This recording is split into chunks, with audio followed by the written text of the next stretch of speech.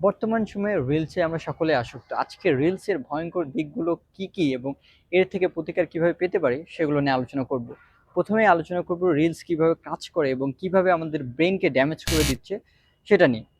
Reels এমনভাবে কাজ করে জুয়ার মতো। যেমন আমরা জুয়াতে কি করি? একবার জিতলে তখন আবার ইনভেস্ট করি, আবার হারলে আবার ইনভেস্ট করি।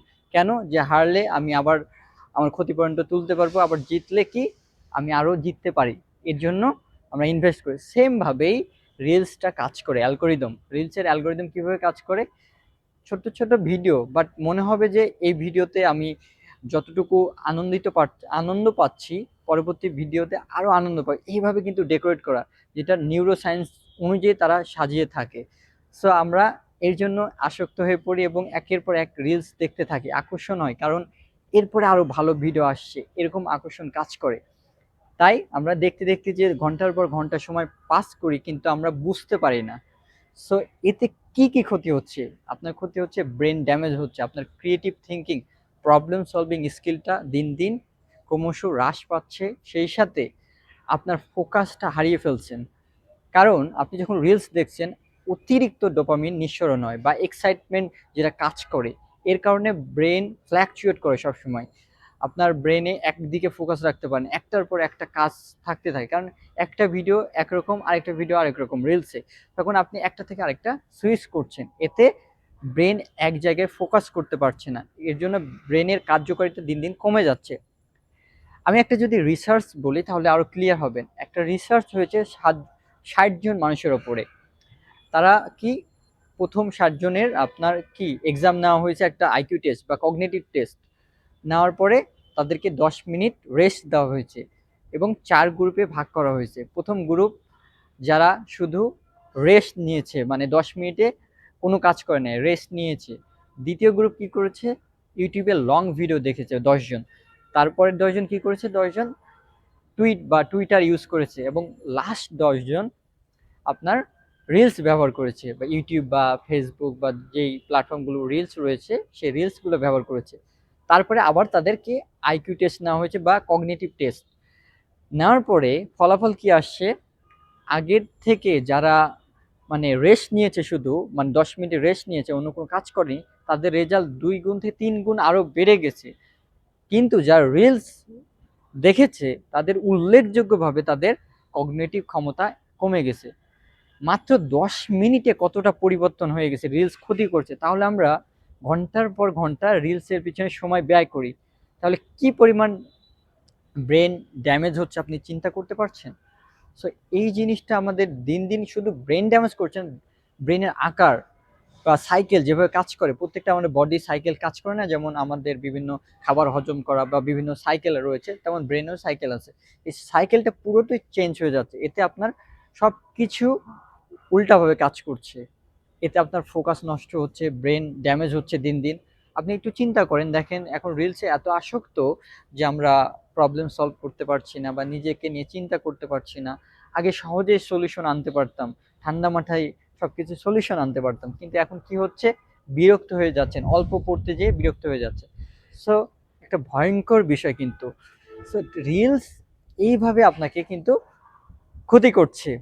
আরেকটা বিষয়, যে আরেকটা এক্সাম্পল দিই তাহলে সহজে বুঝতে পারবেন। সাপোজ আমরা যখন বাসা থেকে বের হই, দেখেন অটোমেটিক কিন্তু আমরা পকেটে মোবাইল না থাকলে আমরা হাত দিই। মানে আমরা বা হাতে ঘড়ি পরি, যদি নিয়মিত ঘড়ি পরি, ঘড়ি পরলে যখন আপনি বাসা থেকে বের হবেন, ঘড়ি আছে বা না আছে সেটা বিষয় না, কিন্তু আমরা হাতের দিকে তাকাই যে ঘড়ি আছে কিনা। এটা কি সাবকনসিয়াস মাইন্ডে আমরা নিয়ে ফেলছে। সেম জিনিসটা আমাদের রিলস। মানে আপনি রিলস দেখছেন না, পড়তে যাচ্ছেন, তখন রিলস কিন্তু ওভাবে সাবকনসিয়াস মাইন্ডে নিয়ে নিয়েছে। তো ওইভাবে আপনি পড়তে গেলেও রিলস মাথার মধ্যে কাজ করছে, রিলস আপনি দেখতে যাবেন। দেখেন, আপনি মিলাই দেখেন পার্সোনাল লাইফে, যে আপনি যখন পড়তে যান ১ ঘন্টা আপনি ফোকাস দিয়ে পড়তে পারেন না, আপনি ফেসবুক নোটিফিকেশন রিলসের দিকে চলে যান। সো এইভাবে হয়ে থাকে। সো এই জিনিসটা আমাদের দিন, দিন কগনিটিভ প্রসেসটা ক্ষতিগ্রস্ত করছে। সো এর থেকে এখন প্রতিকারের উপায়টা কি? এটা নিয়ে এখন আলোচনা করব। এর কিছু প্রতিকার আছে যেটা সায়েন্টিফিক রিসার্চ এভিডেন্স অনুযায়ী আমি শেয়ার করব। প্রথমতই, আপনি একদিনে কিন্তু আপনার হ্যাবিট পরিবর্তন করতে পারবেন না। আপনি হঠাৎ করে বললেন আজকে আমি রিলস দেখা বন্ধ করে দেব, এটা কখনোই সম্ভব না। আপনার ব্রেন হঠাৎ করে 1 থেকে 10-এ যেতে পারবে না, প্রসেস করতে পারবে না। কি করতে পারবে? প্রথমতই আপনি কনসিয়াস মাইন্ডে দেখবেন যে কতক্ষণ রিলস আপনি চালাচ্ছেন। ডিজিটাল ওয়েলবিং আছে মোবাইল সেটিংয়ে, সেখানে দেখবেন যে কতটুকু চালাচ্ছেন। এভাবে ২-৩ দিন দেখবেন যে হ্যাঁ, তখন আন্ডারস্ট্যান্ডিং করতে পারবেন যে আসলে আমি কতটুকু রিলস দেখছি। তারপরের দিন কি করবেন? অল্প, অল্প করে রিলস দেখা কমাবেন। বাট রিলস দেখানো কমানোর পরে আপনার ওই যে এক্সট্রা সময়গুলো থাকছে যে কমাইলেন, ওই সময়টা কি করবেন? ওই সময়টাকে আপনাকে কাজ করাতে হবে। না হলে কিন্তু আবার রিলসে মানে আকর্ষণ হবে এবং রিলসে ঝুঁকে পড়বেন। ওই টাইমে আপনার পছন্দের জিনিসটা করবেন। হতে পারে বন্ধুদের সাথে আড্ডা, হতে পারে আপনি বই পড়া, অত হতে পারে আপনি অডিও বুক শোনা। অনেকে ১ম এ বই পড়তে মানে পছন্দ করেন না বা পারেন না, ফোকাস ধরে রাখতে পারেন না। অডিও বুক আপনি লিসেনিং করতে পারেন। বিভিন্ন বইয়ের অডিও বুক পাওয়া যায়। বাট সহজ জিনিস এবং আনন্দের জিনিস। হতে পারে কার্টুনও দেখতে পারেন আমাদের, যেটা আকর্ষণীয় মানে বাট লং টার্মে শর্ট কোনো ভিডিও দেখবেন না। লং টার্ম ভিডিও দিয়ে সেটা মানে কম্পেনসেট বা ক্ষতিপূরণটা পূরণ করবেন। আস্তে, আস্তে আপনি কমাবেন। এভাবে গ্র্যাজুয়ালি যদি টাইনি হ্যাবিট আপনি বিল্ড আপ করেন তাহলে আপনার হ্যাবিটটা আস্তে আস্তে পরিণত হবে। এটা অ্যাটমিক হ্যাবিট বইয়ে সুন্দরভাবে দেওয়া আছে। যে আপনি প্রতিদিন ছোট্ট, ছোট্ট করে একটা করে হ্যাবিট তৈরি করেন। দিন শেষে অনেকগুলো হ্যাবিট হয়ে যাবে। সেম জিনিসটা আপনি ছোট্ট, ছোট্ট করে পরিবর্তন করেন।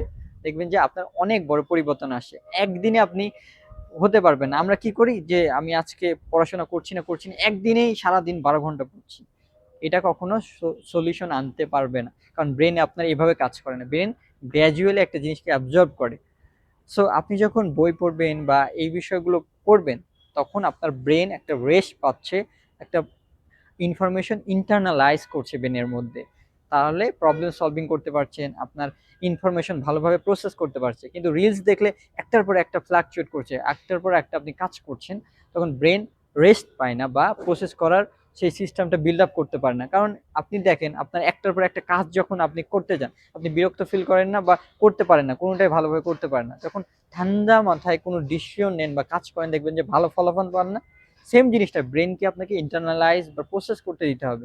এইভাবে আমাদের প্রসেসগুলো করতে হবে। তাহলেই আপনার এই রিলস থেকে যে মানে আসক্তি এটা আপনি দূর করতে পারবেন। তাই আমি বলব যে এটা একটা ভয়ংকর ব্যাধি। এটা আপনার দিন, দিন আপনার কার্যক্ষমতা, ব্রেনের কার্যক্ষমতা এবং আপনার পার্সোনাল লাইফকে হ্যাম্পার করছে।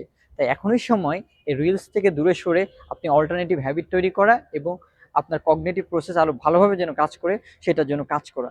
Thank you.